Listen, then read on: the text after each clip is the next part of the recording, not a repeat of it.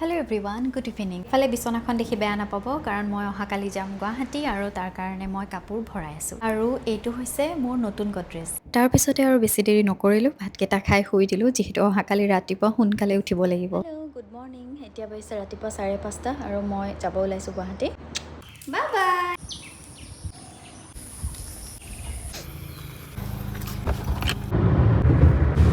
বুটামণি যিহেতু গুৱাহাটীতে আছে, সেইকাৰণে মই অকলেই গৈছোঁ। তাৰপিছত সি মোক নিবলৈ আহিলে আৰু প্ৰথম আমি খুৰাহঁতৰ ঘৰলৈ গ'লোঁ। খুৰাহঁত পিছে গুৱাহাটীৰ ঘৰত নাই, সেইকাৰণে বুটামণিয়ে ব্ৰেকফাষ্ট বনাই দিলে আৰু খাই লৈ কাম এটা আছিল আমাৰ, কামটোলৈ ওলাই গ'লোঁ।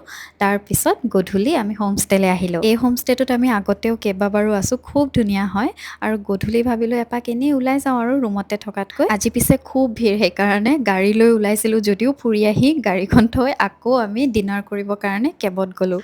মোৰ মানে বহুত আগৰ পৰাই মন আছিলে বেংগলী মানুহৰ ঘৰত ভাত এসাঁজ খাবলৈ, পিছে আজিলৈকে সুযোগ মিলা নাই। সেইকাৰণে গৈ বেংগলী ৰেষ্টুৰেণ্ট এখনতে খালোঁ ভাত এসাঁজ, খাই খুব ভাল লাগিল। বাকী আজিলৈ আহিছোঁ, আকৌ লগ পাম অন্য এটি ভিডিঅ'ৰ সৈতে অতি সোনকালে।